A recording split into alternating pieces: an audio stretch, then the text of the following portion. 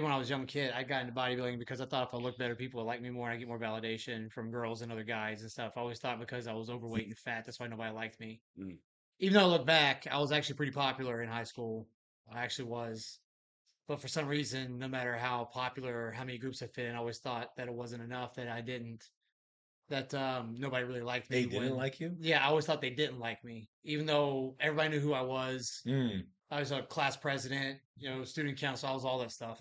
Wow. And Hmm. yeah, all conference and football was So my you senior just, year. so yeah. It is, but I always kept thinking nobody liked me. That's interesting. So I got into it, and I always thought it was because I was overweight. So I got into bodybuilding in the Oh, gym, and I just started doing that and losing weight and trying to build my confidence that way.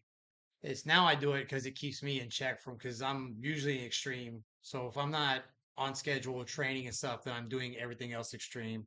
Like mm. when I took a break from bodybuilding when I went to college, and immediately I went from like 190 back up to 250, Wow. drinking every Yeah. day. I mean, shotgunning beers and walking to work, like fucked up, living paycheck to paycheck. Just, I'm either doing one extreme or the other. I Yeah. mean, now being older, I can find a medium. Like I can go out. I mean, I don't drink anymore, but I can go out and eat and then go back on the diet. I don't have to turn into like a week long binge. But there was a while where I stayed in it just to keep me in check. I'm gonna keep one. You see how fucking lazy the Amazon people are now? They just leave everything downstairs. Fucking lazy, dude. Yeah.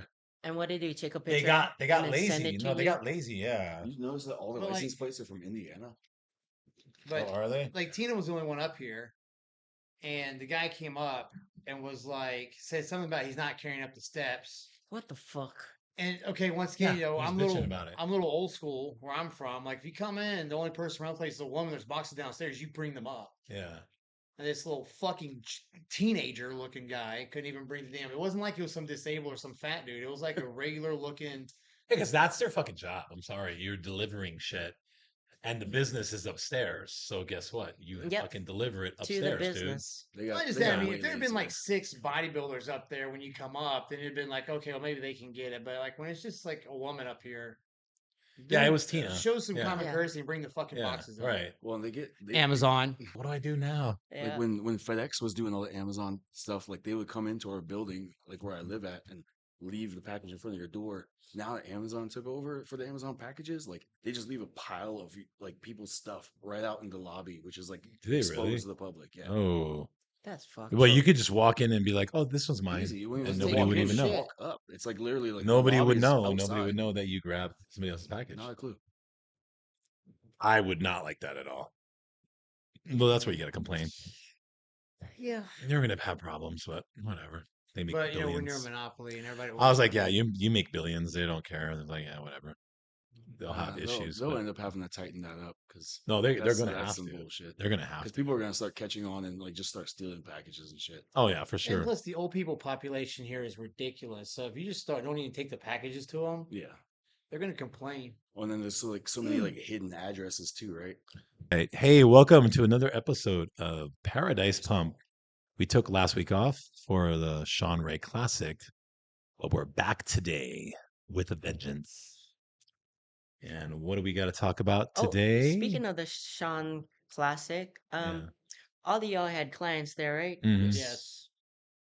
Do tell, how did you guys fare? What did you guys think of the show? Let's talk about that before we get into our own personal experiences yeah. of things. Pretty Who good. wants to go first? You can go. I was happy that my guys did. They made improvement. 2 of them it was their first time, so for the first time they did pretty good. Um, one guy made a very significant improvement just from Stingray to now. And the last contest we saw some things that people would normally do during a peak or pre-contest that we could not do with him, mainly with what I've talked about before on here about water intake. And he listened, and when he took his shirt off, I was like, "Fucking head out there, you're good to go." He looked good, and so I was happy with everything. So something I do want to mention though is that people can't like post show blues, like how somebody doesn't do it like they want and get down about it. Sometimes that can have a negative reaction, right? So as a coach, you got to kind of learn how to coach these guys through that. And I think part of that is being real with them. If somebody comes in and they're like, "Hey, I want to do this with just food and training," you have to mentally prepare them for what they're going to be going up against. Mhm. Mm. and maybe recommend, OCB or something else. Yep. But, be Maybe. like, okay, we'll let you do this, but I warned you. Just because you look good on the beach, just because you're lean, does not mean jack shit. When you see the fucking monsters that are going to be back there, Monsters, and the yes. genetic, and some of these guys, it's just genetics, But I'll never tell somebody no, but I will let them know what they're going to be up against. And then you Yeah. get on stage, and if you want to try to compete against that, we'll go for it. We'll do everything we can. Or if you want to go in another, what do you call it? Like Organization. organization, yeah, Yeah. another organization, then we'll do that. But it's that's something that people get down and out about. And you kind of have to coach them through it, I think. Yeah, I think that happens a lot of times. People, it's funny because they go into the show feeling really good. So it's like you like the way you look, you felt good, but then when they get there and then the reality strikes and they're like, "Whoa, these guys are jacked," and they don't place well, and then they feel shitty, and it's like, "Why do you feel shitty? You look Yeah, so good." You're comparing yourself to other people, yeah, which is the worst thing to do in life in general is to that's compare yourself to, because there's yeah, always going to be somebody who's doing better, who's got more money, who's got something, you know what I mean? yeah, Why even? So you liked the way you looked before we went here, so just go with that, dude. yeah. Just, That's a good point. yeah, like stop comparing. So Yeah. yep. What about you, Um, Jody? You got clients? he Yeah. just one client. One client made big improvements too. Last show he did was just Aloha Muscle, so not too long ago. Um, Bigger difference this time around was like he started off much leaner, so he was able to like keep his stomach tight.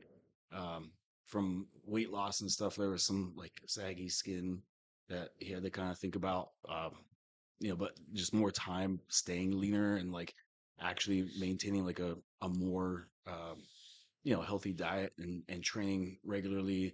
He had like work and stuff to really deal with, and I admire him because getting ready for a show is one thing. It's like that's already difficult enough, but the Mm. fact that like he rides the bus about 7 miles to get to work and then takes the bus back here like another mile and a half to train with me, and then takes the bus back home another like 5 miles, and he does that basically daily. I was impressed. I was super happy for him. And he ended up placing well. He did um, men's open bodybuilding, um, classic physique, open and novice, and he, Mm. he placed top five and everything. So we're Oh, wow. both we're both really happy about it. And now the biggest thing was his food. So his living situation is basically like the studio he's at doesn't allow for him to have like a refrigerator or any kind of Oh, cooking Oh stuff. jeez. man, how do you do that? It Yeah, should be against the law. yeah, it should be. And Mm. yeah, so with that living situation, and it's like he's paying rent. It's not like a shared home of some sort. Like Mhm. they didn't allow him to do that. So he's basically like getting food from work and making it That's work. crazy. And so Welcome to Hawaii. pretty fucking To impressive. Hawaii. Yeah. welcome to Yeah. welcome to paradise. Yeah. Yeah.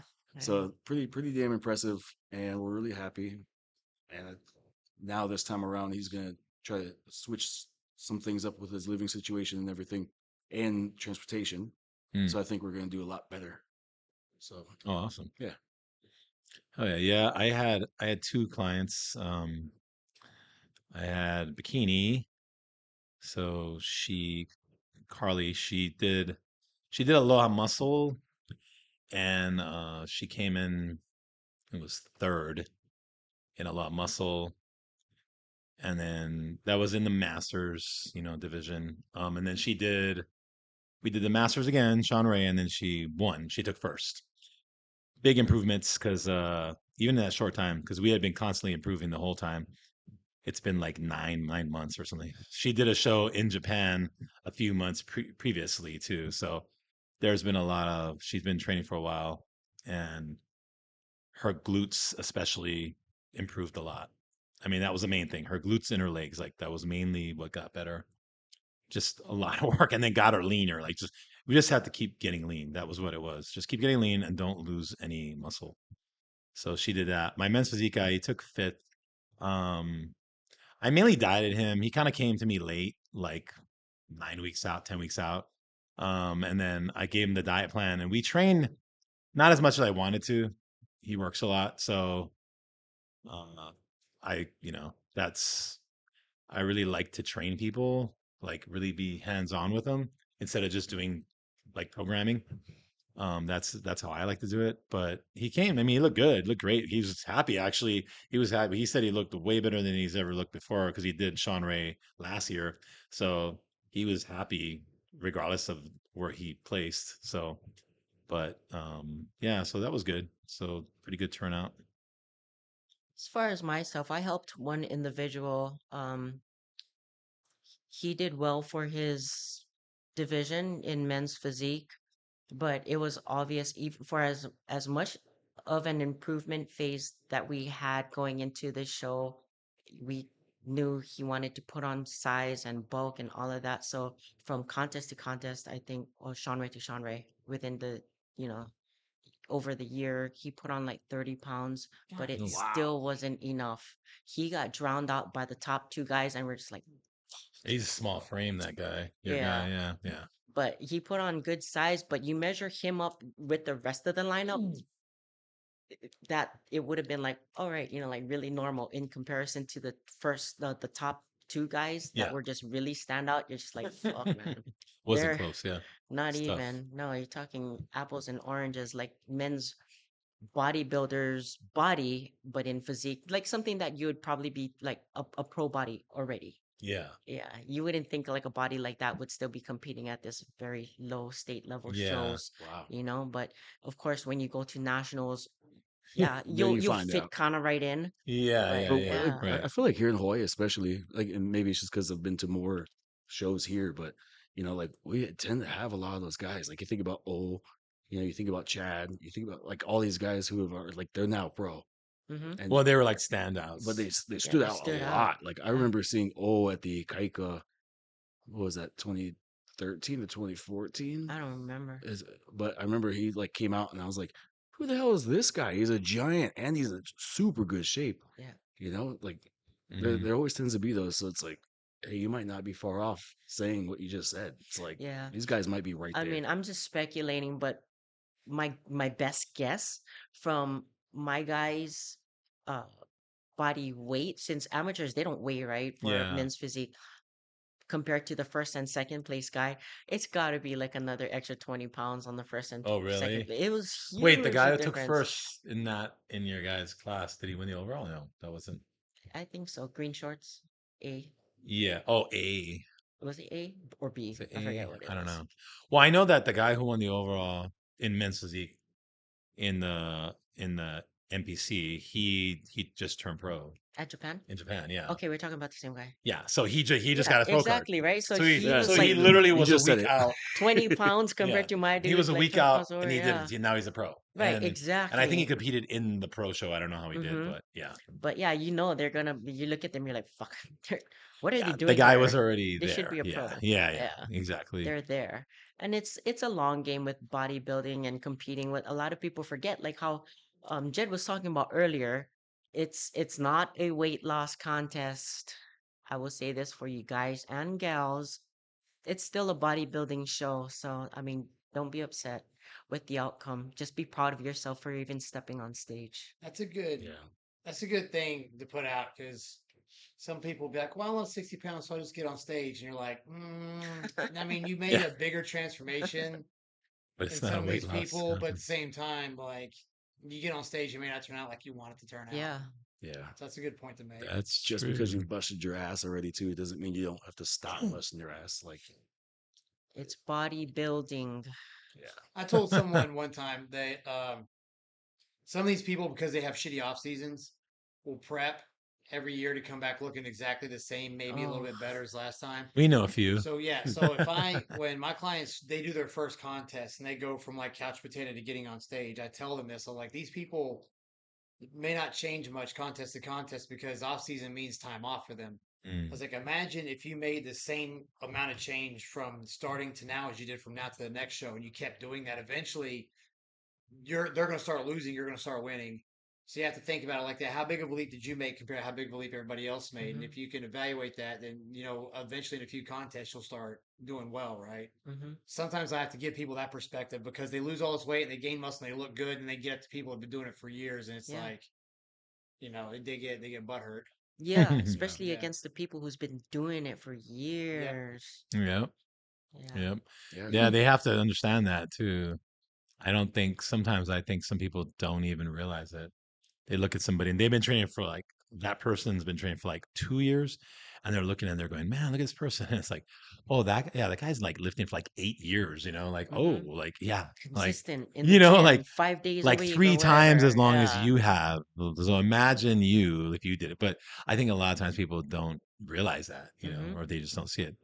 Yeah. So I mean, there's definitely a huge difference. I think it's kind of like one of the hardest things, um, to really get like a client to understand is that like time is on your side when it comes to this. In the sense of like, okay, you've been lifting for 1 year versus lifting for 3 years, mhm. consistently keeping the intensity high, like always pushing yourself.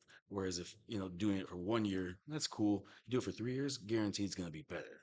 Yeah, Take like two versions of Mark, one guy lifting for 10 years and the other guy lifting for 20 years. yeah. It's like 20 years going to have a lot more experience, like Mm-hmm. harder, more denser muscle, all kinds of stuff, like huge advantage. Muscle maturity. Yeah, there's a lot of things. And there is that, there is a point where, right, where it's kind of like there's so many years and it doesn't necessarily get much better. And then it starts to, Like, yeah, Yeah. maybe it starts to drop off, mm-hmm. right? There's a point, right? But I always think like I find it interesting. The one thing that I find interesting with the sport is when you have regional shows and then you have national show, right? And the regional state show, and then you have the national, which is to try to turn pro, right? So you have two. And then in that regional, you just have a novice, and then you have just open, right? And then you have, of course, your age bracket, Yeah. okay? The masters and all that. But it's interesting because in the open, you have so many different variations of people. You have one guy that's only been lifting for 1 year. You have another guy that's been lifting for 5 years. Another guy that's been lifting for 10 years. Like, and they're all in the open competing against each other. Yeah. I find that interesting, like it's so you don't know what level anybody's at. All you can do is look at them and just see how that person looks. Yeah. But everybody's up there. Doesn't matter their experience. They're all in the same class competing. And I've seen, and you've seen, you probably seen it too. Yeah. Somebody trained for 3 years and they win and they beat everybody. And this other guy's been lifting for 5, 10, 15, and they beat everybody. And you're just like, wow, Mm-hmm. this guy, he's got it. Like, Mm-hmm. Yeah. and it can be annoying. You Yeah. see that Yeah. guy, you're like, how long you been training? 3 years, and you're just like, That's it. dude, and you kind of get mad, maybe, Yeah. But what are you gonna do? I mean, Yeah, Genetics. I'm they've like been I'm like on blessed, on right? that like brink of like, do I admire the guy that did it in 3 years? Yeah, Because it's just like, wow, you really amazing. must have worked super hard. You got everything dialed in right away. Like you got the best genetics, you got the proper nutrition. You didn't have to spend fucking 7 years trying to figure out how to actually eat correctly. Yeah, Understanding like your off seasons are Or actually your spend improvement thousands season. of dollars on gear. That too. And then you got the other guy who's been doing it for 20 years, and you're like, yeah, he fucking deserves it. yeah. Like, it's But about do they damn both time. deserve it? I mean, the one guy has got blessed genetics, right? He's got phenomenal genetics, and he obviously he works hard. I mean, he's going to have to put in some work to get there. But But that's the Lee Haney, Rich Gasperi battle right there. well, there you go, right, right.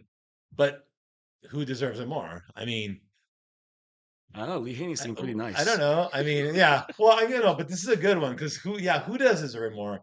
If one guy trains his ass off and it takes him 10 years to get there, and the other guy, I mean, he trains hard too, right? He trains hard, but he's just phenomenal genetics and turns pro in 3 years.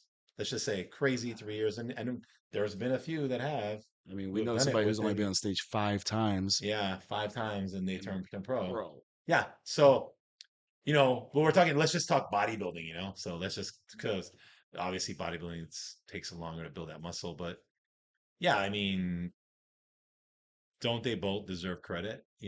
Like, or is it just kind of like, well, the genetic guy, yeah, he trains hard, he probably followed the program, but I'm going to give more credit to the other guy because he stayed with it for 10 years and he But did it. see, the crazy thing is, from my perspective, I only can speak for myself.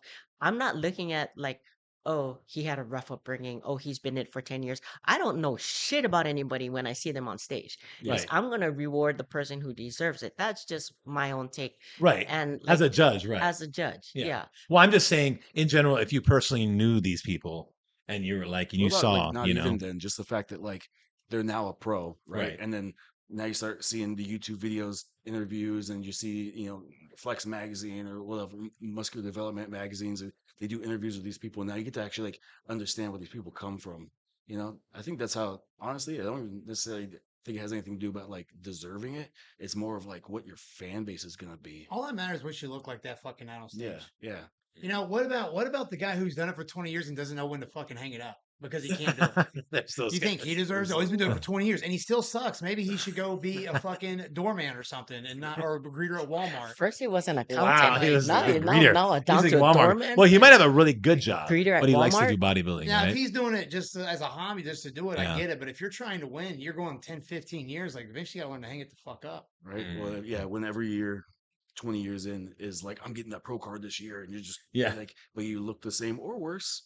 It's Worse. like, Yeah. We all probably talk. I mean, about there's a window. There is. I know we're talking about the same people. There is a window, right? And it's just like there's a competitive window, and yeah, so you can get that pro card at a certain age, but then usually it could be like, well, that's it. I mean, you got the pro card. Okay, there you go. You made it. You got the goal. You're really not going to do nothing as a pro because unfortunately, it's past. You're done. So I know they have masters, pro masters. Yeah, I mean, that's new. do that. That crowd, not crowd. That division, that bracket. It doesn't put like.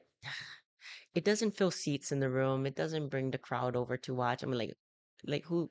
No offense, but like we want to see the big, young, thriving mass monsters, the There's very few masters crazies. that are impressive looking. Yeah. And you want to watch a that's what it is. 60-year-old? Yeah. I mean, It's like same argument with natural shows. yeah. Like people want to see fucking circus freaks. People love to look at like cars. They love to look at old cars, but they don't like to look at old people. Old cars, the older it is, man, the cooler that thing is. People are like, "Oh wow, that's so cool." I don't ever see that around. Old guy, they're like, "Yeah, I don't ever bring see up that the Jack, around. the young guy up there." I mean, but what's actually funny though is, and this is a real thing, off the stage, in the gym, in the real world, when that older person is walking around, people are going, "How old are you?" And you tell them how old you are, and they go, "Man, you look amazing for your age. I wish I could look like that." Not even a competition, just in general in life, right? That person is amazing, like, hey, that's great. Now on stage, people may not be that impressed with him, but in the real world, that person's getting props a lot. And that definitely goes, it coincides with everything else too. When you're working out, you're feeling some type of way about yourself, you're looking good. Yeah. To what? Compared to what? The normal, average, everyday person, you're going to look Oh, phenomenal. amazing. Like you look your best at night at home when you're posing in front of the mirror by yourself, right? Yeah. Compared to what? And then you go lift that some like torture gym in Las Vegas with all the rest of the monsters. You're gonna be like, fuck, I'm gonna keep my pump covers on. Like I'm gonna put a big sweater on next to these guys. It's just that perspective, I guess. Right? You just gotta realize, like, hey, man, if you like the way you look, you like the way you look. That's it. Who cares what the other people look like? Well, I think that's kind of like exactly what I was sort of saying was like, it's gonna be the fan base, right? You're saying like a Masters Pro Show probably doesn't fill as many seats as like watching the Open guys. Yeah, and that's the truth. Even 212 guys bring in more than the Masters. Probably, and that's 100% the truth. But it's like there's still those people who like really admire the fact that like these men and women in the Masters category are still doing it. Yeah, that's fantastic. Maybe that fan base is smaller, but at least it's there. At least we're not neglecting it and like not even allowing for it to be there, which I think is cool. So even in that division, knowing that that's available to people, I mean, my hat's off to the ones that are in the Masters division that can still compete in Open. That's fantastic. Oh yeah. That's very fantastic. But if you can't compete in an Open division, then just we need to stay in our lanes too. Well, it's kind of interesting though too, because like Masters is 35, right? And if you look in bodybuilding, that's your peak Open almost. bodybuilding, a lot of the guys are like 38, 40, 41. I mean, there's like, so I'm like, it's interesting that Masters is 35. Because it should be 45. I think it should be 40 now. 45, yeah. Well, I like 40. I think 40. I mean, well, I think 40. I do think 35 is young. 35. I I'm think 35. 35. See, when they did that, that was like, I think it was in the early 80s, maybe they created that division. And in the 80s, 35 was probably a little bit older, right? Yeah, For Yeah. bodybuilding, back then, because yes. there wasn't as many people doing it. Unless you were So like Vince Taylor. right, there wasn't. Yeah, no, Yeah. that wasn't rare. Yeah. But then you had guys that get the pro card at like 21, like Shawn Ray and, Well, yeah, and there was only all a those few guys. back then. There was the Shane DeMoro, this guy. He got it at like 19. Gaspari got it. He was Gaspari got his young. pro card when he was like 23, 22, I think. Yeah. He played second Sean his first Ray, Olympia. 21. Yeah, there was only a few of them though. Like Yeah. when in the 80s, these guys were like phenoms. They were like, oh man, those. But everybody else was older. Yeah. Like but there's a lot of 20 Well, somethings I mean, Lee Haney actually. retired at what, 35? Yeah, 34, 35. Yeah, Yeah. yeah. But he was winning Olympias when he was like 27. Yeah. 28. So yeah, he was young. So even speaking about that, like the evolution of bodybuilding, the retirement age, uh, even with the judging criteria, it's evolved, and this is a ever evolving sport. You can't just think, oh, like Arnold did it like this, I'm gonna do it like What's that. changed? It's Yeah. managed So, change, even with the science, the yeah. judging, the Social everything, media, social media, what kind of fan base these people have. Seeing a marketing, beauty pageant, that everything. shit shouldn't matter. Well, I think it kind of And like the ages actually, change. yeah. I was like, I think all this conversation already is kind of like led into what we talked about being like the main subject of the day, and being that like for us personally, it's like what was the mentality you had? Why did you start bodybuilding? What was the mentality you had when you were competing? Like what changed and what is like, are you a different person now like today than you were at that person who started bodybuilding and that person who competed as a bodybuilder, and maybe talk about why. 100%. Okay, go then. Go Um, first. pre, how do I say it? Maybe me a few years ago, or even when I was a young kid, I got into bodybuilding because I thought if I looked better, people would like me more and I get more validation from girls and other guys and stuff. I always thought because I was overweight and fat, that's why nobody liked me. Mm. Even though I look back, I was actually pretty popular in high school. I actually was. But for some reason, no matter how popular or how many groups I fit in, I always thought that it wasn't enough, that I didn't, that nobody really liked They me didn't when, like you? yeah, I always thought they didn't like me. Even though everybody knew who I was. Mm. I was a class president, student council, I was all that stuff. Wow. And Hmm. yeah, all conference and football was So my you senior just year. so yeah. It is, but I always kept thinking nobody liked me. That's interesting. So I got into it, and I always thought it was because I was overweight. So I got into bodybuilding in the Oh. gym, and I just started doing that and losing weight and trying to build my confidence that way. Once I realized, that didn't really make a difference. Mm. That I mean, no, I don't think. Well, I realized like that wasn't going to be the reason that would turn things around, or like I was realizing things that weren't true. It's now I do it because it keeps me in check because I'm usually extreme. So if I'm not on schedule training and stuff, then I'm doing everything else extreme. Like Mm. when took a break from bodybuilding when I went to college, and immediately I went from like 190 back up to 250. Wow. Drinking every Yeah. day. I mean, shotgunning beers and walking to work, like fucked up, living paycheck to paycheck. Just, I'm either doing one extreme or the other. I Yeah. mean, now being older, I can find a medium. Like I can go out. I mean, I don't drink anymore, but I can go out and eat and then go back on the diet. I don't have to turn into like a week long binge. But there was a while where I stayed in it just to keep me in check until I learned how to moderate. Mm-mm. So yeah, Interesting. Yeah. Wow. Go Me? ahead. Yeah, Oh, man. okay. Let's see. I started getting interested in bodybuilding when I was about 14, 15. Um, was like obsessed as far as like kind of just wanting to like sort of look like a superhero. That was sort of kind of like the visual in my mind. But a lot of it was like the neighborhoods I grew up in. There's a lot of fighting, always having to like defend myself, and I didn't really understand why. Like people always wanted to pick a fight with me, and I was like, you know what? Like maybe if I just make myself look like a badass, no one's gonna want to fuck with me anymore. Mm. And so I was like, let's start this workout thing. So I started kind of working out a little bit, sort of just figuring it out kind of based off like late night infomercials and um, Oh man. just kind of like not really knowing exactly where to go to find information. Um, and then eventually it was like get the internet. I would go to Barnes and Noble and steal books about nutrition and bodybuilding stuff. um, Then put it back. couldn't Feeling afford it. things. Couldn't afford it, so I just took it. Um, but then um, some of it too, I guess, was like thinking that like attract girls or whatever too, because I was always like this, like the oddball out kind of rebel kid. I raced BMX. I was homeschooled at one point. Um, just kind of like never really fit in. It's like my first day of middle school.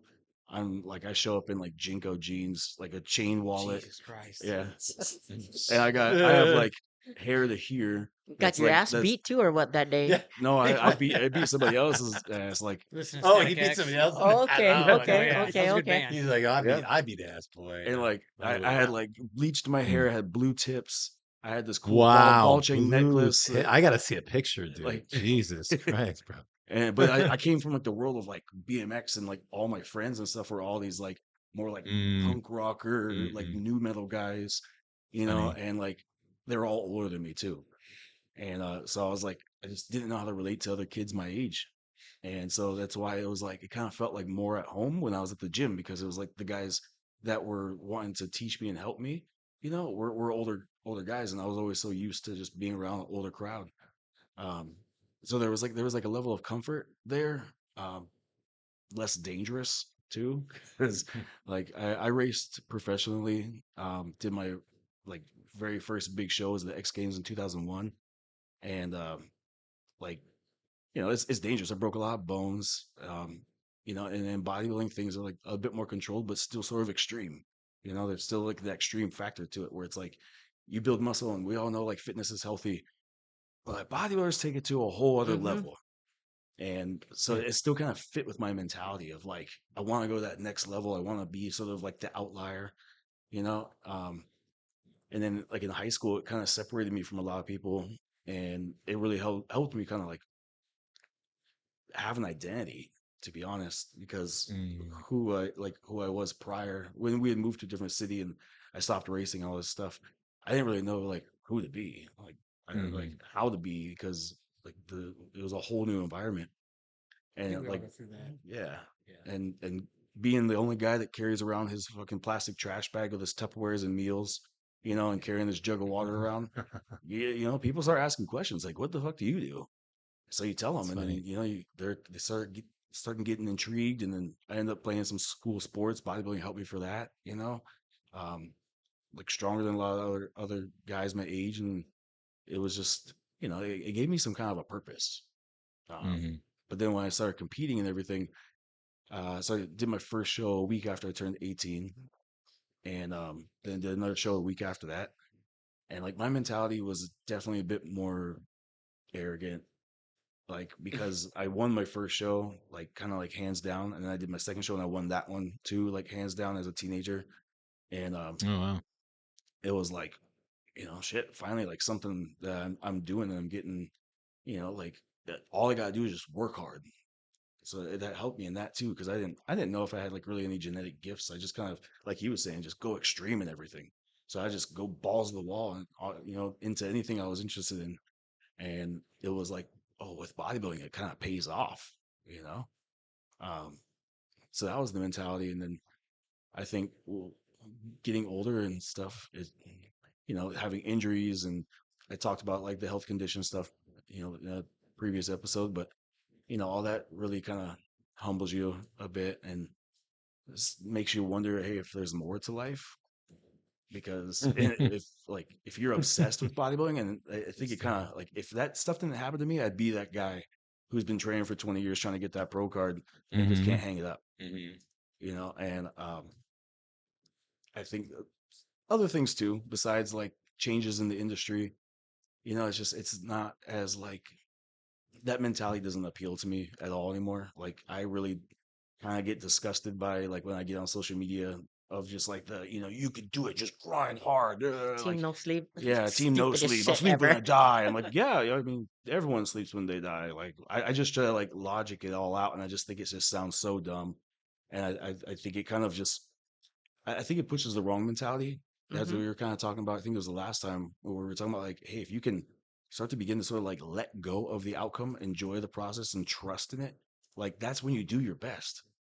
And I think it's just the mentality that kind of got into it, and then social media and just bombarding us all the time Hmm. really just sort of like pushed me away from it even more. Yeah.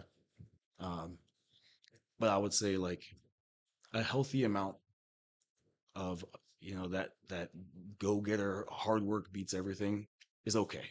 Like there's a healthy amount of it.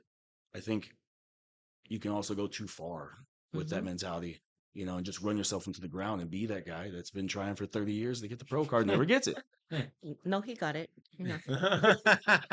Oh, we were talking about somebody. Um, No, I'm just Oh, blanket statement. He got it. He hypothetical, got it. hypothetical. hypothetical bodybuilder. But yeah, I think that's kind of it without me just rambling on for much longer. Yeah, All right, yeah. that's pretty cool. Go Next. ahead, Mark. What is this a bio? Am I talking about why I got Yeah, it? No. sure. Yeah, you're on the spot now. Oh, I know. I've done it. I said it before. Well, it's interesting because I mean, I think there's actually some stuff I didn't talk about before, so let me bring that out. I think I've really always been kind of fascinated with muscle, right? When I was a kid and like Incredible Hulk, the original one, the Lou Ferrigno, that was on TV. I remember like, wow, that's so cool, like the Hulk, and that was a real guy, right? It wasn't Hmm. a cartoon; it was a real guy acting, and that was his real body. So I remember being like, wow, that's crazy. Like, and this is before I knew about bodybuilding. I just knew that Lou Ferrigno was the Hulk, and he was huge. And I like that. And I was probably, I don't know, I was probably like 8 years old, 9 years old. And I remember kind of doing like the Hulk. And I used to do that. And my hair was like straight when I was a kid. So it kind of had the Hulk hair and I'll be like, Hulk, and do stupid stuff. And, I was like that with the Terminator. oh yeah, well, I used to do Terminator, but it was a whole different performance. Yeah. Where'd But, you get into that yeah, story? yeah. But so that was really fun. And I think that was just something I just was always thought that it was cool. I liked the way it looked, right? And then they used to have in these comic books, these are comic books from like the 70s and maybe early 80s. I think it was like Atlas or something. Was it Tony Atlas or something? Where it was a Charles, no, or Charles Charles Atlas. Maybe Atlas. Charles Atlas. Yeah. Charles Atlas was a program. He was standing like this, and he didn't even look good, right? Yeah, He was just kind of like kinda this soft, dude but he with was like like, leopard skin speedo. yeah. And he was like, he didn't even look that good. But I remember you could order the program thing and send it in. So I remember me and my friend, I think we were like in fifth grade.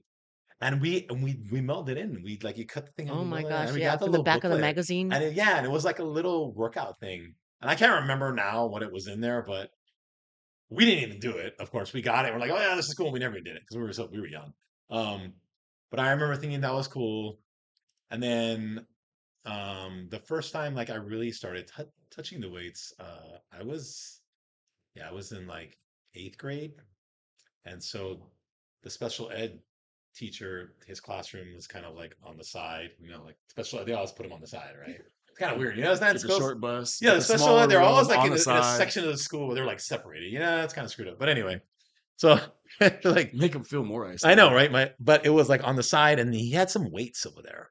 He had like in his like classroom and stuff, and he had like it was like this crappy cement set, but it was like dumbbells. So we do some It's the curls. Joe Weider cement with Yeah, cement plastic. stuff. And Yeah. we do curls though. We'd be like, yeah, you guys can lift it. So because we'd hang out over there, a couple of my friends, and we'd grab them, do some curls. Like we knew what we were doing.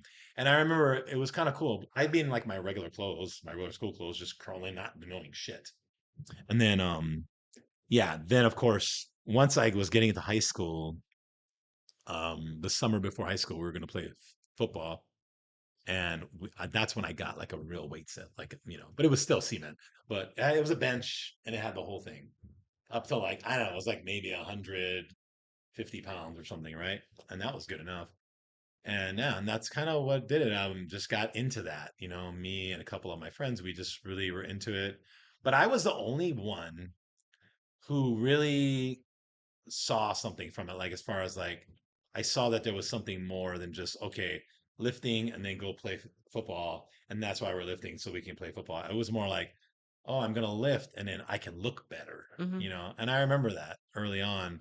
So I had more of a purpose behind it than just getting stronger. I was trying to look better.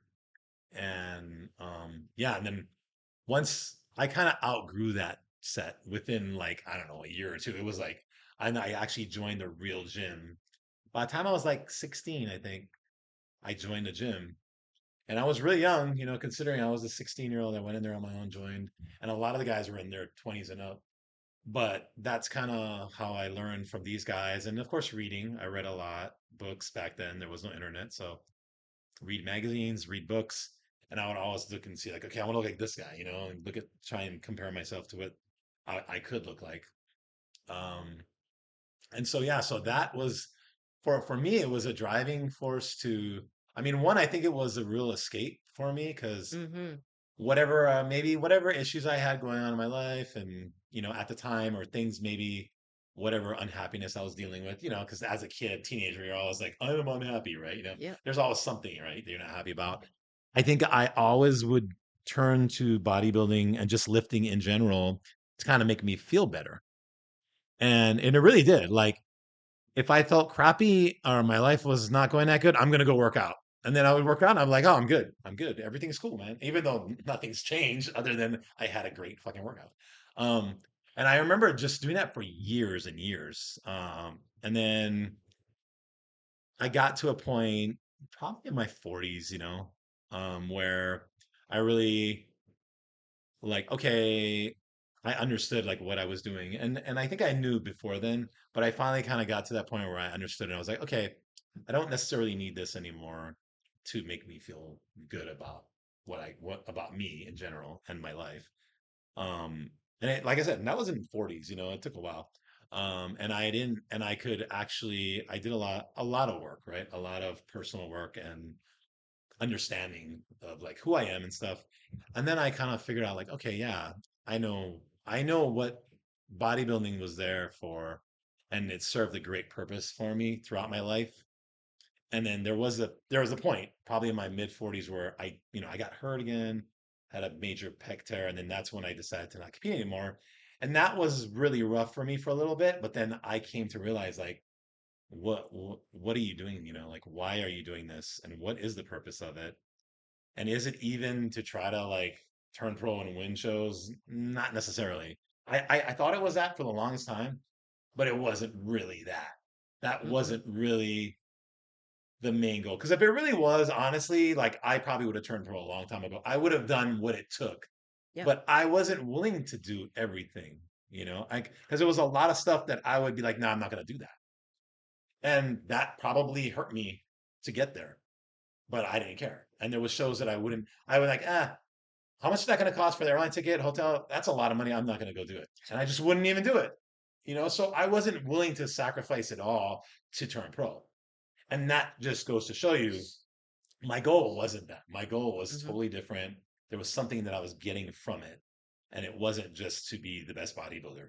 And then when I finally realized that, I was like, okay, you know what? That's cool. I don't need it anymore. And I still love it, and I'm never going to stop training, and I really enjoy it, and it still makes me feel great. But I don't need bodybuilding, right? I don't need to compete. I love lifting weights, and I tell everybody, you should work out, you should lift weights. But my mindset is so different Mm-hmm. from my 20s and my 30s. It's completely changed. Would you say So bodybuilding was your identity? Kind of like I was sort of saying before?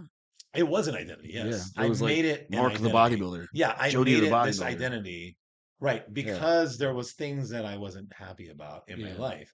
And so yeah, so like when I would go to work, right? Everybody knew, oh, there's Mark the bodybuilder. Oh, there he is with his freaking Right. cooler. Oh, check out Mark. Yeah. Like, But and it, but it was kind of cool for it me was cool. It was because cool I because stood out, it's, right? yeah, I mean, it sounds cooler than like, Mark, the guy who drives the Mustang. Right. Yeah. Like, yeah, Mark the exactly. doorman. Yeah. Mark the doorman at Walmart. Mark the Walmart greeter. No.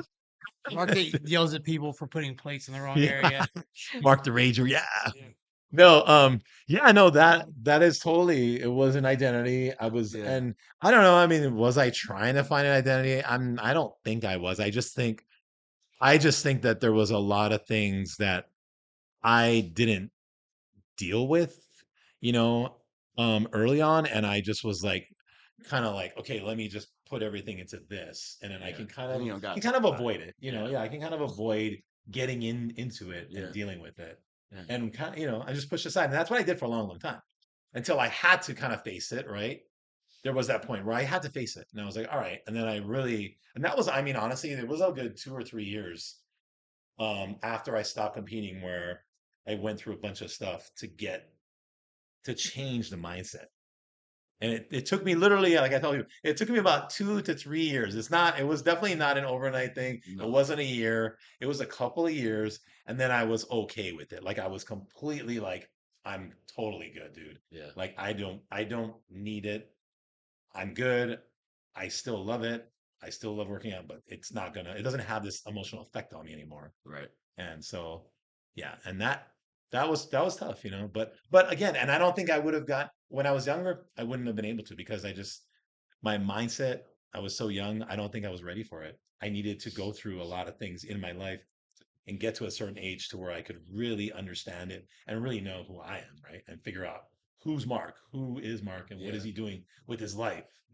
And yeah, and so it's crazy because you think, wow, like 40s, dude, like people go, wow, it's 40s. But hey, I didn't even start this gym until I was like 43 or whatever. So people don't realize, like, I was in my early 40s when I first started this place from nothing, right? Mm-hmm. From a whole different career to this. Granted, I had been bodybuilding, but I never ran a gym. Yeah. So a lot of people go, oh man, when they're in their 30s and they're like, I got nothing. I'm like, well, dude, guess what? I was 40 and I had nothing. So I started over again. So That's it's not, motivating. it's not a big, yeah. You just have to start, you know. Okay, today is day Yes. one. Let's go. Like, and Yeah. and, and I was the crazy thing is I was freaking pretty depressed when I was doing this. When I first started this, like the first 2 years was freaking. You can go ask people who were around me. You weren't really around me the first year and a half. You weren't, but you saw some of it, I'm sure. Yeah. But yeah, I was not super happy. But guess what? I woke my ass up every day. Mm-hmm. I got in here and I just was like, this is what you're doing, dude. And it's just going to pay off. And you just got to keep going. And it's kind of the same when I bodybuild it, right? Just lift the Mm-hmm. weights. Didn't see nothing the first few months, but just keep lifting. It's gonna happen. And that's with the business. That's what I did. And yeah, and then eventually things, Yeah. And and it took then you years. got me. And then, And then then it just took you off. have Jody on balloon and it just blew up. Oh, I okay. know, like, okay, I know, it blew up. Yeah, yeah, because you came along after I've been doing it for about 2 years, I think. Right around almost 2 years. Yeah, is 'Cause when you. I came in November 2012. Yeah, and I had started. Oh no, so actually, yeah, because I started this right around September of 2011. So it only been about A a little little over a bit over a year. year. Yeah. Yeah. So So November 15th, 2012 was the first day I worked yeah, here. that's okay. That's right because November is when I moved up here. Yeah. And then, yeah, January. Yeah, that's right. So it Because was I November, came by like a week before you moved up here, right before. and we Yeah. were still downstairs in like the separated studio Hmm. kind of space. Yeah, yeah, And yeah. Because you didn't train in there. That's yeah, right. I didn't get to train anybody in there, but when I came in, you were like, "Oh, so you have clients that like might be coming with you or Hmm. whatnot?" And I was like, "I got all my clients coming with me." Yeah. And I was like, I was coming from 24-hour fitness at the time, and that was going to be like 30 people, Yeah. and like Well, we had like no good parking situation. there was that parking 7-Eleven, lot. yeah, I was like 7-Eleven didn't exist It yet. didn't exist yet. Yeah, it was a parking lot over there, which was like an empty parking lot because it It was wasn't a gravel parking 7-Eleven lot. didn't actually own that place yet or No, rent it it yet. was So it was Hawaiian interior vacant. design. Yeah, but yeah, but they were like kind of moving out. So Yeah, yeah, that was a weird situation back yeah. then. But I was like, I don't know. I think like between the two of us being as busy as we are, I don't know if it'll work. But like, and he just kind of mentions to me, you mentioned to me like, like, oh, I might be having an opportunity to move upstairs, but I don't know Yeah. yet. I'm talking to the owner about it. And then you called me a week later and like, hey, I moved upstairs. You want to come check it out? Yeah. I was like, sure. Yeah. So I came by and it was like just that first Turk strip, and I was like, And I well, had we can enough make stuff. this work. Let's Yeah, do I it. had enough equipment because Plus, I've been collecting equipment. I hated the corporate stuff, so I was like, I have to get my ass over Well, here didn't you get banned from 24 Hour for Fitness? 10 years. Oh shit. See, you Yeah. got So banned. I started going back in 2022. You were Oh, banned just for 10 years. recently then. Wow. Why'd you get started? Why'd I get started? I grew up in an interesting time and age where there was, I don't know if you remember, but like black belt theater, Oh yeah. like Oh, I black used belt to kung watch fu that. theater, and I would stay up late at night and think, man, they're phenomenal. Like they're freaking athletic, they're limber, they're strong, they're, the whole martial art things behind it. And as kids, we used to imitate like whatever they were doing. Fuck, we didn't know what the hell Did we were you doing. did you ever try to make the wind sound? We did all kinds of shit, thinking that It's we like, could like fly, where is like the wind sound? levitate, Yeah. like using my mom's broomsticks as like, the like staffs and shit. Yeah, Yeah. Yeah. cutting them and making nunchucks and Yep. stuff. Yeah, Yeah, yeah. Oh yeah. I grew up in that time, and then like shortly thereafter, it was American Gladiators. Yeah. Mm. And I'm thinking, The how you got like a 90s. little normie, Razor. skinny ass dude, and like this big, I didn't know what steroids was at that time, but it's like this dude that is like whatever, or even female that's very large and Muscular. muscular Yeah. and not like the corporate business body type. And I thought, wow, that body type is amazing. And then like you see WWF, what it was Yeah. before, Mhm. all these steroid head dudes, and then Terminator when Corey Everson came out with her Yes. guns blazing, I was like, whoa, that's cool. And then you follow up on who she is with all of the muscle magazines. You're like, "Shoot, could I do this?" And I think like as far as why getting into it, I personally I thought I was like an oddball kid. Um, I didn't quite fit in with any one group. I kind of just meshed around with every group. So I didn't have an identity, but I really Mm. knew like I enjoyed weightlifting. I enjoyed being strong. I enjoyed being athletic, especially watching WWF and Black Belt Theater and American Gladiators and pushing their extremes to that. I had a boxing and a type of a few martial arts background and stuff. So I always wanted to do something to improve whatever thing that I was in, whether it was sports or martial arts or whatever, just having that influence upon me. And then because I was like an oddball kid, like we all go through this. All right, I'm speaking for myself, but I know I did. You go through this weird phase with your body. You don't know what the hell is going on with it. You got like pubes and shit, All right. I was waiting for my first one. I was like, where's it boobs gonna and be? like or Where's no that? boobs or like ass or no ass, and then you're like, wow, this is such a weird body type. What the fuck's going on? And then the only thing that I could like go back on was like Corey Everson's picture and like all like the gals of that era. I can't name them off the top of my head, but you look at those magazines and you're like, oh, this is something that's cool. This is something that I could get behind, and they look strong. They look, all of this stuff and very aesthetic. Um, that's when, yeah, nothing against her. I love her to death, and she's an amazing, amazing bodybuilder. But when bodybuilding, women's bodybuilding evolved to like the Iris Kyle thing, I All thought that. that was a little bit too Mm. extreme, and they lost a lot of their femininity. So I was like, okay, that's like the nice mutual in between. So I still really like that golden age era of what a women's physique like I would like to Mm. maintain and attain or even keep. And then when I was bodybuilding in the depths of it, had that hardcore attitude, like whatever it takes to some degree. Yeah. But then when finances dries up, you're kind of like, okay, what is comparable? What would be wise? Yeah. I What makes mean, sense? like your food's expensive, taking leave from work is expensive, and then yeah, it's a lot of people who um are working full-time jobs and like have young children that they still need to tend to, and just things like, man, my hat's off to you guys for wanting to compete, knowing that you have all of these obligations, because it's hard.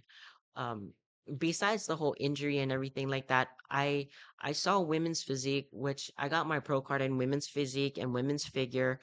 Mm. In figure, I love the body shape, but I thought the posing was kind of boring. Boring.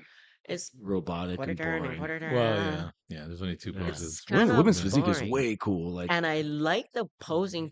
Like yeah. if what year was that when they were doing like couples, like the Oh doubles Oh, on God, the that when was did in the they stop? That was in the 80s. I mean, contra when it But they were started. still doing whatever it in like like up to like The 90s. I mean, a 2007. little bit. Oh, they were I doing it thought They were even still that doing it in then? yeah 2007. Really? Oh, okay. I don't Yeah. remember. I But thought then that they was stopped. amazing. I was like, fuck, And it was we like, need more of this. yeah. And it was like the next year is when they stopped doing the one piece and two piece for figure. Yeah, I That's remember right. that they Yeah. stopped. Yeah. And thank God that they stopped at The one one piece, piece two and two piece. piece. Yeah. Can you imagine how long shows would be now if they still did? Oh my Yeah. God. But I mean, I do love the art of the posing thing, and that's one of the things that I think I will continue to adore, like the men's Mm. um the golden era of posing, the men's classic, like all of that kind of type posing. It's Mm, beautiful. yeah. It's art. Even bodybuilding, it is art. Yeah. Working and building yourself up to this thing. Um, and then yeah, I started feeling really good about myself some type of way, like probably bad attitude. I was young. I never had a body like that before. I thought I was like hot shit or something. You Oh know, God. Yeah. life happens at the same time, injuries, work, life, family, and other responsibilities and priorities. And it took me down to from being what I was at my peak, and I peaked pretty late. I still got my pro cards in open, so hey, um You're like open. You have to make sure you said open. two pro cards in open, by the way, open.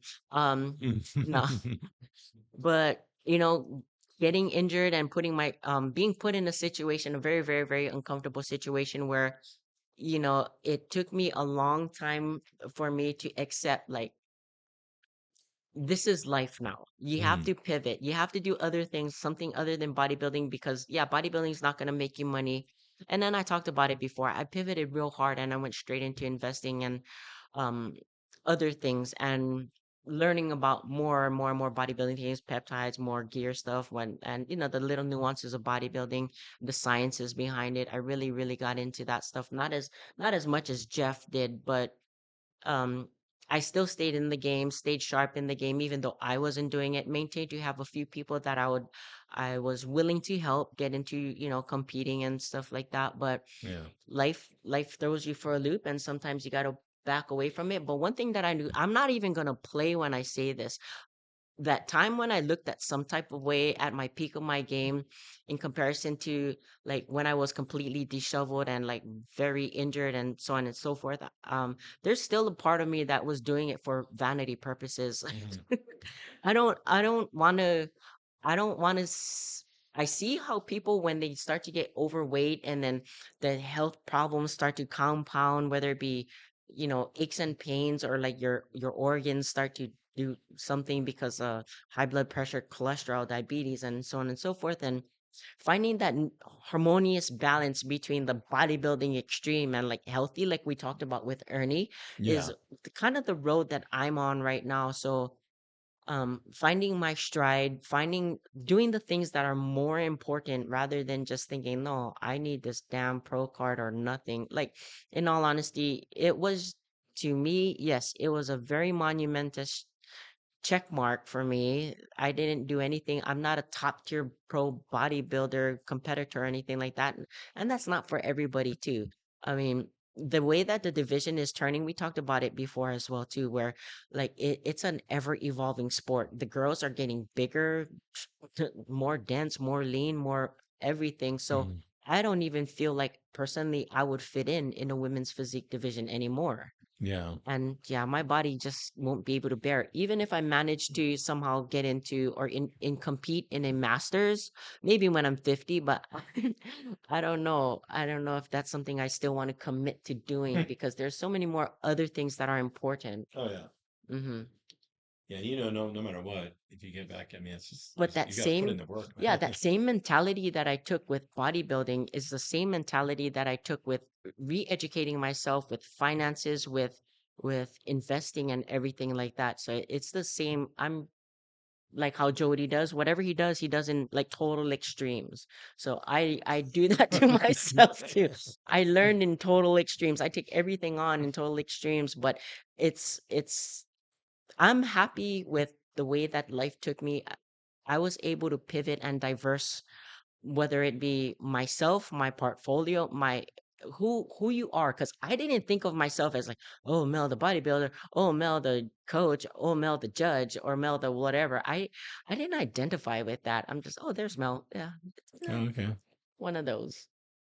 You I know, was in hardcore with a water jug and nah. Yeah. Yeah. I didn't think I was like Mel the bodybuilder. well, I Right. think we all had to be extreme in it, like, and that's just to I forget exactly how the quote goes, but it talks about, basically like starting off as like a jagged rock and then having, the the rapids, basically like beating at this rock for years, hundreds of years, Hmm. until that rock is now like super smooth, and it's just like this very fine, slightly more like delicate, like river stone, and but it's now been like more, like perfected and Hmm. and smoother, and like we all kind of had to have like our jagged edges, to finally learn how to like now have life be smoother. So, Would obviously not like so the best quote. Like I of can't remember how everything it that you went, It's guys very but I like philosophy. philosophy. You're a philosophical. Yeah, So philosophy for everything that you guys been through philosophical. and knowing where you guys are today, would you change anything? If you do, what would you change? Go ahead. Who's first? I would have hired a coach when I first started. Okay. That's the first thing we've done different. We're talking about just bodybuilding. Yeah, it's bodybuilding. If would We're not you talking about your life in general. We're talking about No. bodybuilding side of it. What would I have done differently? Actually, I kind of liked the way I had to learn everything. Okay. Um, Treating my off season just as important as contest prep. Mm, I think that's something I learned super late. yeah. I used to use the off season to eat a lot of pizza and giant bowls of spaghetti, and I was bulking. Hmm. Yeah, I think I think I would have, what Jed said, I probably would have had a coach. Hard in the 90s. Yeah, you're not gonna get one. Later in my bodybuilding, for sure, probably had a coach. And I think um maybe I would have committed more to more shows. I mean, some of the bigger shows, and just done them regardless. You know what I mean? A lot of times I think I held myself back because I thought, maybe I'm not really ready. And looking hmm, back, I was like, I probably was ready, but I didn't go. So maybe there was a fear there of like not doing as well. So I should have gone, you know? like you brought up before, you just gotta do, right? Yeah. Um, even if you come to like that dead end in the road or closed doors, at least you know, like you could there's no regrets. And Yeah. I honestly think like life brings you to exactly where you need to be with the Mm, lessons that you need to learn at that time. And I think I needed to get derailed from bodybuilding for me to take a step back and be like, what's really important, hmm hmm you know? But if there's anything that I could change, I wish I took me more seriously. mm, Everything was like, nah, that's good enough. Like I did everything to the nines, sure, but I think if I just that self confidence in me, if I took me mm. a lot more seriously, I think I personally would have evolved. I don't know into I wouldn't be who I am today. I maybe I would have been a freaking bodybuilder competitor, top tier one. Who Yeah. knows? I don't know, It's but hard to say. Yeah. yeah, I'm Yeah. okay with where I am in life at the same time as well too.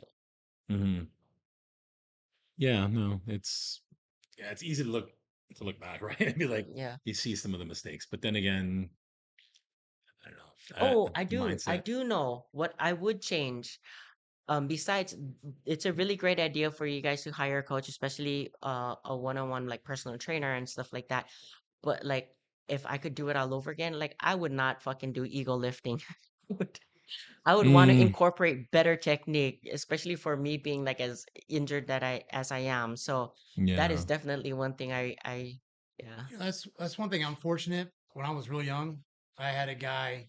He worked with my dad at the machine shop. He would come pick me up, take me to the gym. And that's when I really got into bodybuilding. And that was the first thing he taught me was negatives and control. Mm-hmm. He made me lower the weight. He would push on the bar as I was coming down. I remember we did the first day we did chest and triceps or some shit. And I got up to go to school. I was so fucking sore. I couldn't. It was like I had never felt soreness like How that old in were my you? 14, Oh 15. shit. Oh yeah. Yeah. Yeah. And we did that with everything. And we trained every Monday through Friday. Yeah. And his I remember his philosophy was Monday's a shitty day already, so you might as well train legs on Monday. Yeah. Yes. Yeah. That's what he Mm, always train legs on Monday.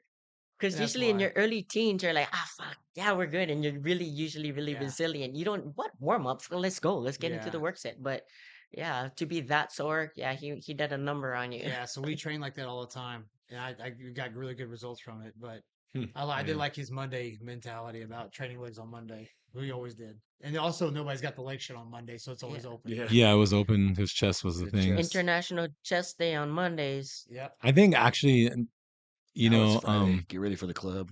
oh yeah, Friday was just that. Well, Friday was like pump day, right? Arms. Yeah. I remember I think, the one thing too that I struggled with it was the off-season eating.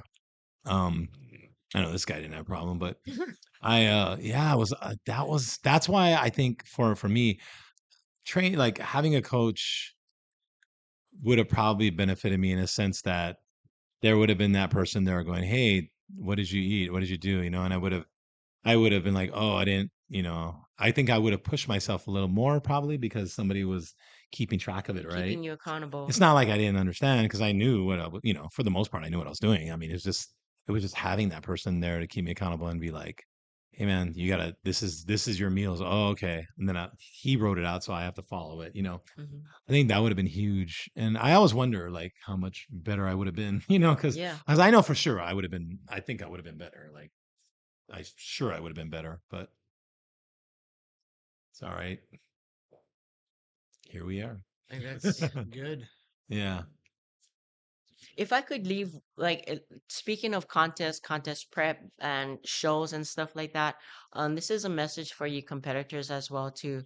I highly suggest if you know you're competing, be responsible for yourself. It's not the expediter's job or your coach's job for you to be at the right place at the right time. This is your show, so make sure you're around or available or check in. We seen it at the Shawn Ray show this past weekend. It was the backstage was huge. It was dark.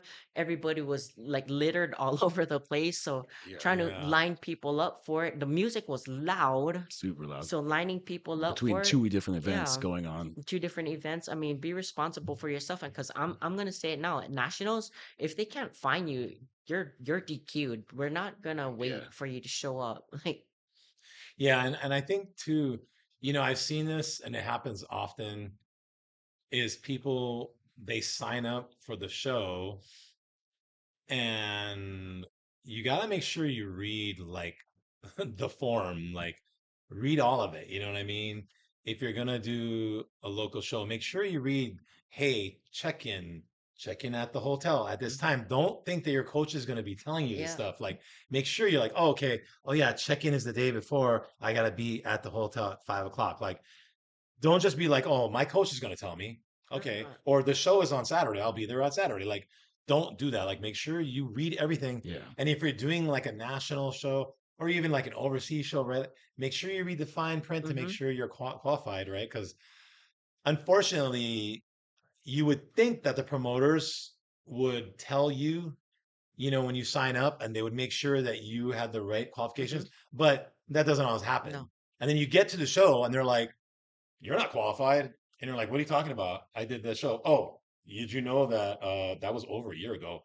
You have to be qualified every year. And you're like, every year? Yep, sorry. Then you can't do the show now. mm-hmm, Like, and it happens to people. yep, So unfortunately, the promoters are not gonna help you. They're not gonna send. Sometimes some will. Maybe they're good, but a lot of times they're not going to. They're just gonna. It's all on you. You got to read the fine print. You got to know all the rules, yep, all the qualifications. NPC now for a national qualification, it's every year. mm-hmm, You have to get qualified every year now. It used to be 2 years.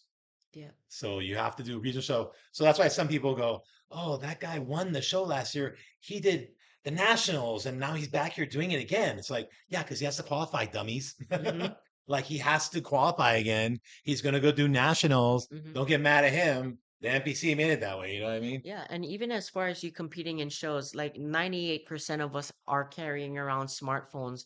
Like, Yeah, set timers, Yeah. put yeah, it in your calendars. It's not everything. that hard. I mean, So this is your show that you should be responsible for. Be in the right place at the right yeah, time, you know? you really got to read the print. You got to read it. And I as tell far as people. your outcomes, like how these guys had brought up earlier, yes, you may like look a type of way, but not gotten the result that the judges gave you, or not like the results that the judges gave you. I mean, take these things with a grain of salt. Go get your judges' feedback, and there's obviously some work to do because like everyone's shit stinks. And don't do trend, kids. Don't do trend. Well, wait. Trend Now we're hard. telling you not to do trend. Trend hard. Okay. Train hard. Uh, Don't trend hard. That's like a shirt, maybe. it, Uh, but other than that, oh, yes. jeez. Any last few words that you can give competitors? Mentality, backstage, before the show, after the show? If your coach got you to a certain point up to where you're backstage, trust that if you need to do something backstage, he's going to tell you. If he's not telling you to do anything backstage, don't fucking do anything. Yeah. He got you that far. So I've seen where people will be like, well, so and so's doing this and so what should I do? Well, you should Yeah. go back to laying the fuck down like you were doing. Yeah. Like I didn't tell you to do anything. That's it. Chill out. You know? 3-hour warm-ups. Yeah. Yeah, 3 hour almost. Yeah. Well, and the like you were saying earlier, the big one is, and I've had this happen with one of my clients. I wasn't there, but don't go hanging out right in the audience, watching the show, chilling, talking to random people, Yeah. and in your division's getting ready to come up, and you're like, "Oh, what's going on?" Like you're there to compete, right? You're not there to watch the show. You're there to compete. And then, so make sure you're backstage, even if it's like, oh, we have another hour, be backstage. Just be backstage waiting because things happen. Sometimes things, they 15 minutes earlier, they're like, let's go. You don't know. So don't be hanging out. You know, at That the shit same was time, funny. you work out hard. You You get know? this body. You're competing, and I'm guilty for it. Invited a whole bunch of people. I didn't even turn up at that show. I looked like shit. I invited a lot of people, and I Yeah. wanted to make sure that they were okay. I was kind of catering to them. Hey, Right. I'm so sorry it's taking so long, and then your stress level goes to that, catering to that when it's like your show. Yep. You're ending up your attention is on your friends and fans and family Yeah. that came. And it got to the point where like, yeah, my first show I invited a bunch of people, like, and every show after that I'm like, fuck that. Like I don't want to have to cater to them.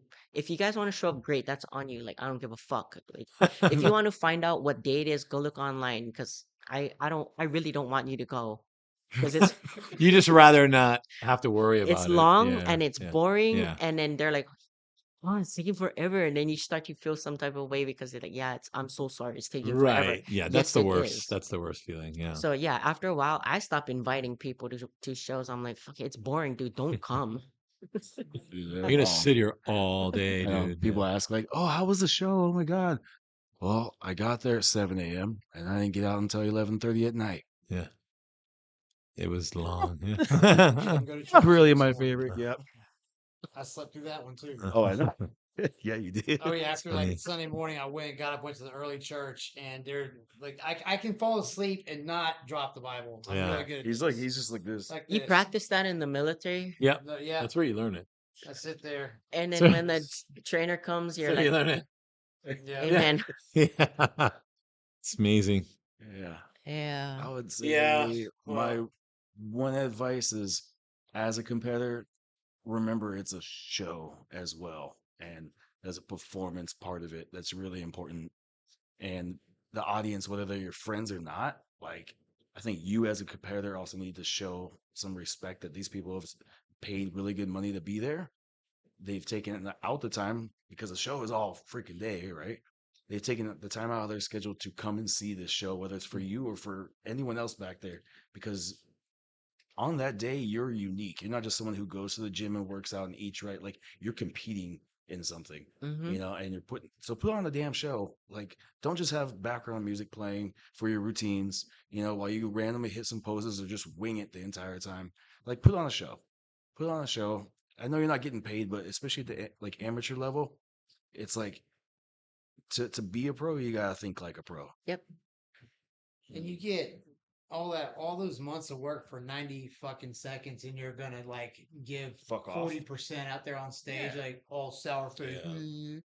Like I mean, I did that almost every time except for one. So that's why I'm saying this. I would all that work, and I'd go out there and just be, what the fuck this man? Like, 'cause I didn't Yeah. like the stage Bombing part. it. And even people, I deal with competitors that have this, like they get very nervous, right? They get very nervous and they kind of forget what they're supposed to be doing up there. They're Oh my gosh, posing, their yes. posing kind of goes to shit a little bit. And you're like, what the hell's happening? And they just start doing weird stuff. And you're like, what are they doing up there? Like, we worked on this for so long, and I always tell those people, like, okay, it's a mindset, right? Mm-hmm. It's your mindset. You know how to do the poses already. You've done them so many times. You have to really, when you get up there, you have to really believe that you look great and you're going to do well and you own this stage. Like, this is your stage, and just do it, like, and it's easy for me to say that, but I don't know where, because you can be super nervous and still do the poses correctly. Mm-hmm. That's my whole thing. I don't care how nervous you could be a complete nervous wreck, but do the poses correctly. I don't know what happens, and they just decide to, like, let me just do some weird poses now. And I'm like, what is this pose? Like, what is that? And then they're like, and then they come off stage and like, what were you doing? I don't even know. And you're like, oh, I know you don't know because Yeah. I never seen that pose before. Well, I think it's Or all the bad practice they're doing that, right. on their Or own when you don't see them. So you make those adjustments when you see them. They kind of like they just maybe make some Mhm. improvements like while you're with them for that 30 minutes or an hour or something, and then they go off and they spend the next 5 days On their own reverting right back to the shit they were doing because they don't have someone there to be like, no, to no, correct this them. one, this one, this Yeah, one. yeah, Like yeah. get your lats out this way, move your It shoulder this drives me way. crazy. I can't. Oh my God. I'm like, Yeah, but what is going I think a lot of on? it's that and like they don't maybe if they're kind of new to it if Right. because some of these people I'm thinking of are not new to it and they still do that. Well, like third, fourth, fifth show. Come on. Yeah, I think you should be able to fake it, man. Even if you're Yeah. nervous. I Or feel even like if you you should be able to forget fake your it. posing routine, Yeah. you should by your fourth show be able to just be like, oh fuck, I yeah. forgot my Just routine. You, All right, just have we're some just gonna that's a go-to lot flow. of We're just gonna transitions practice. flow. We're just That's a gonna lot of flow. practice that you put in already. By the Mm-hmm. time you've done it 3 or 4 shows, you put a lot of practice Mm-hmm. in. So yeah I feel like you You should be shouldn't good. be like, fuck, in the middle of your yeah posing. Like, Yeah. oh, deer in headlights. No, you shouldn't have Yeah. have Yeah. done. People get so like weird. They start doing all this weird. I guess it's like almost like they get scared, right? yeah It's like they're scared. And I'm like, oh my God, you're doing the complete opposite of what bodybuilding is. yeah It's yeah it's being big and showing everything, and they're like being enclosed and hiding it. And I'm like, okay, that's not bodybuilding. yeah That's not bodybuilding. And then and people lose shows because of it. They lose shows. They're like, yeah, you probably could have, dude. You could have came in first, dude. I don't know. You dropped down to third because your presentation was pretty bad. fucking Presentation. terrible. So even when Presentation you're is bad. Yeah. doing your posing and your symmetry rounds and stuff like that too. Yeah. I mean, I'm Even pretty that. sure if you have a decent coach, you guys are drilling it over and over and Yeah. over again. But then if you go back to your They norms, revert you back to revert when they back first because started. like all Yeah. of your nerves and stuff like Yeah. that, man, that could make or break a placement. Oh, I've You- Yeah. I've seen I've seen people go from just, oh my God. I'm like, wow, you just killed it, dude. You bombed it. You so Let's go eat like spaghetti. you bombed. I know. I'm like, bro. Yeah, just go have the burgers. I tell you what, go have a triple burger and fries while you're at it before the night show. Don't worry about it, dude. It's all good, bro. I'm like, I said, I don't even do that, right? Yeah, If I tell you to do that, then I'm just like, yeah, you you don't worry bombed it. about it. You completely bombed it. You're just go and have fun tonight. Yeah, not to be a dick, but hey, might as well enjoy the rest of your life now. I mean, enjoy it. You've been dying for 12 weeks. Start having fun now, yeah. just because you ain't placed in top three. Go Sorry. take a shower while you're at it. I know. Fuck it. Go rinse. Go rinse. Don't worry about it. You can wipe the I know. makeup off and take the I know. extensions out. Just fuck it. No, you don't need oil. You're Yeah. good. Yeah, Just do I it. mean, I'm not trying to be a dick, but let's just be honest, right? Because that to me is the worst part. If you so much time dieting and training and then you can't get that posing right, I don't get that part. That's like, oh my God, that should be the fun part, and that shouldn't be the hardest part of it. Yeah. And I'm gonna say this as well too. And it depends on who your judging panel is. Just because you made first call out in a box, in a center box, that doesn't mean you're gonna That's true. That's true. automatically be first place come the night show. Some of the judges will still have a last look and still will change the scores at night show. Or even if you think like, oh fuck yeah, I got first call out. Oh, I got centered. and you drop your composure when you're supposed to be like working, posing, doing your thing up Mhm. there, performing, they see through all of that, you know? So I'm take all of these words of advice and do what you will with it, but they see that stuff, especially like if you're posing in front of um this panel that happened at that Shawn Ray, they're all, I not all, but I know Tariq is an Olympia judge. So he's taking it to like the extreme, weeding out who's deserving of the position or not. So just because you're center in first call out, that doesn't mean you're automatic gonna get first place. And that goes for every other placement across the board as well too. You had that experience, so you can speak from experience as well too. Yeah. So Mhm. don't what is that about counting your chickens before they hatch? You know, yeah, don't Yeah. do Right. that. Yeah, that is true. Just with the way you're on stage doesn't mean that that's going to be the Yeah. outcome. That is true. And I wouldn't, because like I was saying, if you're stepping in front of an Olympia judge and they do a second look at you for the night show and you think you already got it in the bag and you eat some shit and you spill over at night, I mean, then I'm If it sorry, was you know? close, yeah, you I'm never know, sorry. right? Never Yep. know. It is what it is. Yep, that's true. So, You don't win until you're rewarded the till you get trophies, that Yeah. till you trophy in your get that hand, trophy. Yeah. that's right. Don't preemptively celebrate, guys. And don't do trend kids. That's Any last tips? uh, I think Oh, that's it for good that's today. talk. it. We're Good good. talk, All right. I'm guys. getting Well, sleepy time. all right, Um, guys. Well, thank you for joining us on another episode, and we'll be back next week for another one of Paradise Pump. Aloha.